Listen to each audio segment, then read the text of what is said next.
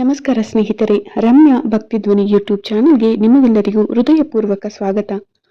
ಭಗವಾನ್ ಶ್ರೀರಾಮನ ಪರಮ ಭಕ್ತ, ರಾಮನಾಮದ ಮಹಿಮೆಯನ್ನು ಜನಸಾಮಾನ್ಯರಿಗೆ ತಲುಪಿಸಿದ ಮಹಾನ್ ಸಂತ ಹಾಗೂ ಕವಿ ಗೋಸ್ವಾಮಿ ತುಳಸಿದಾಸರ ಜಯಂತಿಯ ಈ ಪವಿತ್ರ ದಿನದಲ್ಲಿ ಅವರ ಜೀವನ ಮತ್ತು ಭಕ್ತಿಯ ಮಹಿಮೆಯನ್ನು ಇಂದು ನಾವು ತಿಳಿದುಕೊಳ್ಳೋಣ. ತುಳಸಿದಾಸರು ಯಾರು? ಅವರ ಜೀವನದಲ್ಲಿ ನಡೆದ ಮಹತ್ವದ ಘಟನೆ ಯಾವುದು? ಶ್ರೀರಾಮನ ಮೇಲಿನ ಅವರ ಭಕ್ತಿ ಹೇಗಿತ್ತು? ಮತ್ತು ಅವರು ರಚಿಸಿದ ರಾಮಚರಿತಮಾನಸವು ಭಾರತೀಯ ಶಕ್ತಿ ಪರಂಪರೆಯಲ್ಲಿ ಏಕೆ ಇಷ್ಟೊಂದು ಮಹತ್ವವನ್ನ ಪಡೆದಿದೆ? ತುಳಸಿದಾಸರ ಜೀವನದಲ್ಲಿ ಬಂದ ಒಂದು ಘಟನೆ ಅವರ ಬದುಕನ್ನೇ ಬದಲಿಸಿತು ಎಂದು ಪೌರಾಣಿಕ ಪರಂಪರೆಯು ಹೇಳುತ್ತದೆ. ಆ ಘಟನೆಯ ನಂತರ ಅವರು ಸಂಪೂರ್ಣವಾಗಿ ಶ್ರೀರಾಮನ ಭಕ್ತಿಯಲ್ಲಿ ತೊಡಗಿಸಿಕೊಂಡರು. ಹಾಗಾದರೆ ಇಂತಹ ಮಹಾನ್ ರಾಮಭಕ್ತ ತುಳಸಿದಾಸರ ಜೀವನ, ಅವರ ಭಕ್ತಿ ಮತ್ತು ಅವರ ಅಮೂಲ್ಯ ಸಾಹಿತ್ಯದ ಬಗ್ಗೆ ಸಂಪೂರ್ಣವಾಗಿ ತಿಳಿದುಕೊಳ್ಳಲೇಬೇಕು. ವಿಡಿಯೋವನ್ನು ದಯವಿಟ್ಟು ಕೊನೆಯವರೆಗೂ ತಪ್ಪದೆ ನೋಡಿ. ಸಿಯಾ ರಾಮಮಯ ಸಬ ಜಗ ಜಾನಿ, ಕರೌ ಪ್ರಣಾಮ ಜೋರಿ ಜುಗಪಾನಿ. ಈ ಜಗತ್ತೆಲ್ಲವೂ ಸೀತಾರಾಮಮಯವಾಗಿದೆ ಎಂದು ತಿಳಿದು ಎರಡೂ ಕೈಗಳನ್ನು ಜೋಡಿಸಿ ಎಲ್ಲರಿಗೂ ನಮಸ್ಕರಿಸುತ್ತೇನೆ. ಈ ಒಂದು ಸಾಲೆ ಸಂತ ತುಳಸಿದಾಸರ ಜೀವನ ದರ್ಶನವನ್ನು ತಿಳಿಸುತ್ತದೆ. ಅವರು ಕೇವಲ ಕವಿಯಲ್ಲ, ಕೇವಲ ಸಂತನೂ ಅಲ್ಲ, ಭಾರತೀಯ ಸಂಸ್ಕೃತಿ, ಭಕ್ತಿ ಮತ್ತು ನೈತಿಕ ಮೌಲ್ಯಗಳನ್ನು ಜನಸಾಮಾನ್ಯರ ಹೃದಯಕ್ಕೆ ತಲುಪಿಸಿದ ಮಹಾನ್ ಯುಗ ಪುರುಷ. ಸಂತ ತುಳಸಿದಾಸರು ಹಿಂದೂ ಧರ್ಮದ ಅತ್ಯಂತ ಶ್ರೇಷ್ಠ ಭಕ್ತ ಕವಿಗಳಲ್ಲಿ ಒಬ್ಬರು.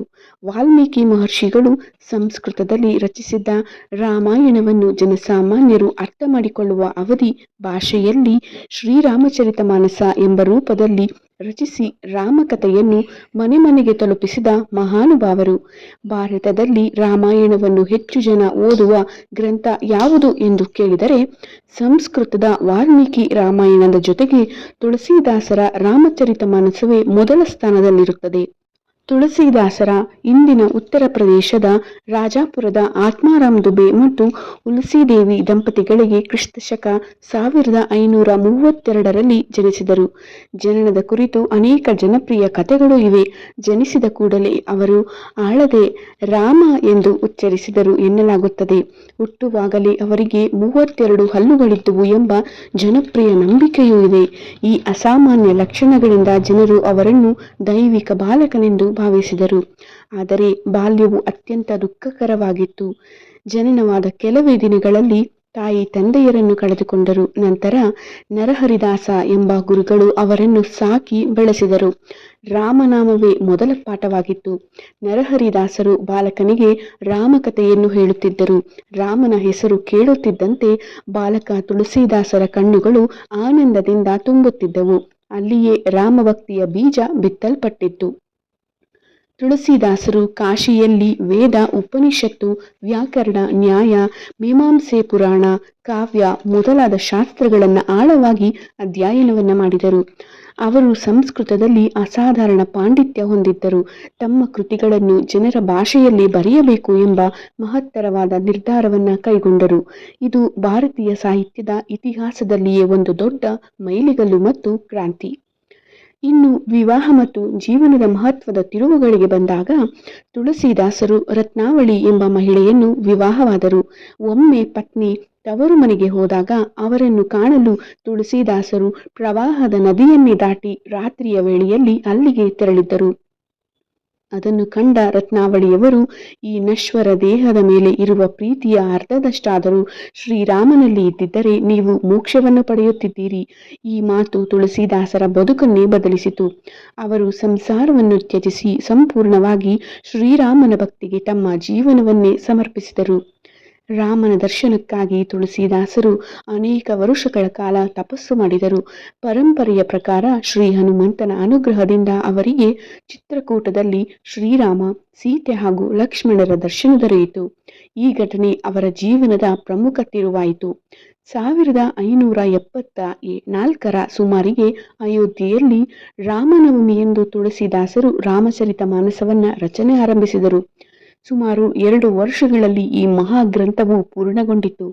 ಬಾಲಕಾಂಡ, ಅಯೋಧ್ಯಾಕಾಂಡ, ಅರಣ್ಯಕಾಂಡ, ಕಿಷ್ಕಿಂಧಾಕಾಂಡ, ಸುಂದರಕಾಂಡ, ಲಂಕಾಕಾಂಡ, ಉತ್ತರಕಾಂಡ ಸುಮಾರು 12,000ಕ್ಕೂ ಹೆಚ್ಚು ಸಾಲುಗಳುಳ್ಳ ಈ ಕೃತಿ ಉತ್ತರ ಭಾರತದ ಮನೆ ಮನೆಗಳಲ್ಲಿ ಇಂದಿಗೂ ಪಾರಾಯಣವಾಗುತ್ತದೆ.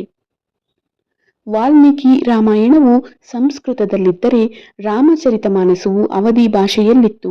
ಇದರಿಂದ ರೈತ, ಕಾರ್ಮಿಕ, ಮಹಿಳೆ, ಸಾಮಾನ್ಯ ಜನ ಎಲ್ಲರೂ ರಾಮಕಥೆಯನ್ನು ಅರ್ಥ ಮಾಡಿಕೊಳ್ಳಲು ಸಾಧ್ಯವಾಯಿತು. ತುಳಸಿದಾಸರು ಸುಮಾರು 12 ಪ್ರಮುಖ ಕೃತಿಗಳನ್ನು ರಚಿಸಿದ್ದಾರೆ. ಅವುಗಳಲ್ಲಿ ಪ್ರಮುಖವಾದವು ರಾಮಚರಿತಮಾನಸ, ವಿನಯ ಪತ್ರಿಕಾ, ಹನುಮಾನ್ ಚಾಲೀಸ, ದೋಹಾವಳಿ, ಕವಿತಾವಳಿ, ಗೀತಾವಳಿ, ಜಾನಕಿ ಮಂಗಳ, ಪಾರ್ವತಿ ಮಂಗಳ, ರಾಮಾಜ್ಞ ಪ್ರಶ್ನ, ವೈರಾಗ್ಯ ಸಂದೀಪಿನಿ. ಇನ್ನು ಹನುಮಾನ್ ಚಾಲೀಸದ ಬಗ್ಗೆ ಹೇಳಲೇಬೇಕಲ್ಲವೇ? ಇಂದು ವಿಶ್ವದಾದ್ಯಂತ ಕೋಟ್ಯಾಂತರ ಜನ ಪ್ರತಿದಿನ ಪಠಿಸುವ ಹನುಮಾನ್ ಚಾಲೀಸವನ್ನು ತುಳಸಿದಾಸರೇ ರಚಿಸಿದ್ದಾರೆ. 40 ಚೌಪಾಯಿಗಳಿರುವ ಈ ಸ್ತೋತ್ರವು ಅನೇಕ ಭಾಷೆಗಳಿಗೆ ಅನುವಾದಗೊಂಡಿದೆ. ತುಳಸಿದಾಸರು ಸಮಾಜದಲ್ಲಿ ಸತ್ಯ, ಧರ್ಮ, ಕರುಣೆ, ಸೇವೆ, ಭಕ್ತಿ, ಕುಟುಂಬ ಮೌಲ್ಯ, ಉತ್ತಮ ಆಡಳಿತ ಇವುಗಳನ್ನೇ ಬೋಧಿಸಿದರು. ಅವರ ರಾಮರಾಜ್ಯ ಪರಿಕಲ್ಪನೆಯು ನ್ಯಾಯ, ಸಮಾನತೆ ಮತ್ತು ಜನಕಲ್ಯಾಣದ ಆದರ್ಶ ರಾಜ್ಯದ ಚಿತ್ರಣವಾಗಿತ್ತು. ಪರಿಸರ ಸರಿದ ಧರ್ಮ ನಹಿ ಬಾಯಿ, ಇತರರಿಗೆ ಉಪಕಾರ ಮಾಡುವುದಕ್ಕಿಂತ ದೊಡ್ಡ ಧರ್ಮವಿಲ್ಲವೆಂದವರು. ಪರಪೀಡಾ ಸಮನಹಿ, ಅದಮಾಯಿ, ಇತರರಿಗೆ ನೋವು ಕೊಡುವುದಕ್ಕಿಂತ ದೊಡ್ಡ ಪಾಪವಿಲ್ಲವೆಂದವರು. ಅಂದಿನ ಮೊಘಲ್ ಚಕ್ರವರ್ತಿ ಅಕ್ಬರನು ತುಳಸಿದಾಸರ ಪವಾಡವನ್ನು ಪರೀಕ್ಷಿಸಲು ಮುಂದಾದಾಗ ತುಳಸಿದಾಸರು ಪವಾಡಗಳನ್ನು ತೋರಿಸುವ ಶಕ್ತಿ ನನ್ನದಲ್ಲ, ಎಲ್ಲವೂ ಶ್ರೀರಾಮನ ಕೃಪೆ ಎಂದು ಉತ್ತರಿಸಿದ್ದರಂತೆ. ನಂತರ ಹನುಮಂತನ ಕೃಪೆಯಿಂದ ಕೋಟ್ಯಾಂತರ ಕೋತಿಗಳು ನಗರವನ್ನು ಆವರಿಸಿದವು ಎಂಬ ಪ್ರಸಿದ್ಧ ಕಥೆಯು ಇಂದಿಗೂ ಜನಮನದಲ್ಲಿದೆ. ಜೀವನದ ಬಹುಭಾಗವನ್ನ ಕಾಶಿಯಲ್ಲಿ ಕಳೆದ ಅವರು ಕ್ರಿಸ್ತಶಕ 1623 ಸುಮಾರಿಗೆ ಗಂಗಾ ತೀರದಲ್ಲಿ ಲೋಕ ಕಲ್ಯಾಣಕ್ಕಾಗಿ ರಾಮನಾಮ ಜಪಿಸುತ್ತಲೇ ಪರಮಪದ ಹೊಂದಿದರು ಎಂದು ಪರಂಪರೆಯೇ ಹೇಳುತ್ತದೆ. ಉತ್ತರ ಭಾರತದ ಸಾವಿರಾರು ರಾಮಲೀಲೆಗಳು ಅವರ ರಾಮಚರಿತಮಾನಸವನ್ನು ಆಧರಿಸಿವೆ. ಹನುಮಾನ್ ಚಾಲೀಸ ವಿಶ್ವದ ಅತ್ಯಂತ ಜನಪ್ರಿಯ ಭಕ್ತಿಗೀತೆಗಳಲ್ಲಿ ಒಂದಾಗಿದೆ. ರಾಮಭಕ್ತಿ ಚಳವಳಿಯ ಪ್ರಮುಖ ಸ್ತಂಭರಾಗಿ ಅವರನ್ನು ಗೌರವಿಸಲಾಗುತ್ತದೆ. ಹಿಂದಿ ಸಾಹಿತ್ಯದ ಶ್ರೇಷ್ಠ ಕವಿಗಳಲ್ಲಿ ಅವರಿಗೆ ಅಗ್ರವಾದ ಸ್ಥಾನವಿದೆ. ಸಂಕಷ್ಟಗಳೇ ಸಾಧನೆಗೆ ಅಡ್ಡಿಯಾಗುವುದಿಲ್ಲ. ಒಬ್ಬರ ಮಾತು ಜೀವನವನ್ನೇ ಬದಲಾಯಿಸಬಹುದು. ಜ್ಞಾನವು ಜನಸಾಮಾನ್ಯರಿಗೆ ತಲುಪಿದಾಗ ಮಾತ್ರ ಅದು ಸಮಾಜವನ್ನ ಬದಲಿಸುತ್ತದೆ. ಭಕ್ತಿ ಮತ್ತು ಸೇವೆ ಸಮಾಜವನ್ನ ಒಂದುಗೂಡಿಸುತ್ತದೆ. ಭಾಷೆಯು ಜನರಿಗೆ ಅರ್ಥವಾಗುವಂತಿರಬೇಕು. ಸ್ನೇಹಿತರೆ, ಕೊನೆಯ ಮಾತು.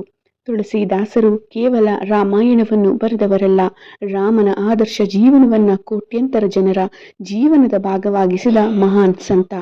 ಅವರು ರಾಮನನ್ನು ಅರಮನೆಯಿಂದ ಗುಡಿಸಲಿಗೆ, ಸಂಸ್ಕೃತದಿಂದ ಜನಭಾಷೆಗೆ, ಪಂಡಿತರಿಂದ ಸಾಮಾನ್ಯ ಜನರ ಹೃದಯಕ್ಕೆ ತಂದವರು. ಆದ್ದರಿಂದಲೇ ಅವರು ಕೇವಲ ಕವಿಯಲ್ಲ, ಭಾರತೀಯ ಭಕ್ತಿ ಚಳವಳಿಯ ಮಹಾನ್ ದಾರ್ಶನಿಕ, ಸಮಾಜ ಸುಧಾರಕ ಮತ್ತು ಶಾಶ್ವತ ಸಾಂಸ್ಕೃತಿಕ ದೀಪಸ್ತಂಭ. ಇಂದಿಗೂ ಉತ್ತರ ಭಾರತದಲ್ಲಿ ಮನೆ ಮನೆಗಳಲ್ಲಿ ಕೇಳಿಬರುವ ರಾಮನಾಮ, ಹನುಮಾನ್ ಚಾಲೀಸ. ನಮ್ಮ ರಾಮಲೀಲೆಗಳ ಹಿಂದೆ ತುಳಸಿದಾಸರ ಅಮೋಘ ಸೇವೆ ಅಡಗಿದೆ. ಅವರ ಸಾಹಿತ್ಯವು ಧರ್ಮವನ್ನು ಮಾತ್ರವಲ್ಲ, ಮಾನವೀಯತೆ, ಕರುಣೆ, ನೈತಿಕತೆ ಮತ್ತು ಸಾಂಸ್ಕೃತಿಕ ಏಕತೆಯನ್ನು ಸಾರುವ ಅಮೂಲ್ಯ ನಿಧಿಯಾಗಿದೆ ಎಂದರೂ ಅತಿಶಯವಾಗದು ಅಲ್ಲವೇ?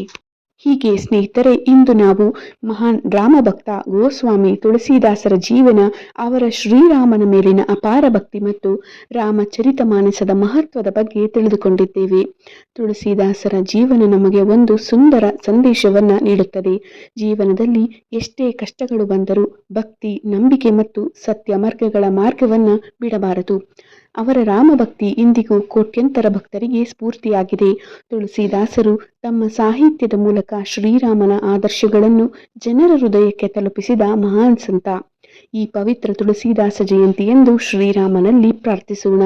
ಹೇ ಶ್ರೀರಾಮ, ನಮ್ಮ ಮನಸ್ಸಿನಲ್ಲಿ ಸದಾ ಭಕ್ತಿ, ಸತ್ಯ, ಧರ್ಮ ಮತ್ತು ಸತ್ಯ ಮಾರ್ಗವನ್ನು ಮಾತ್ರ ಬೆಳೆಸು.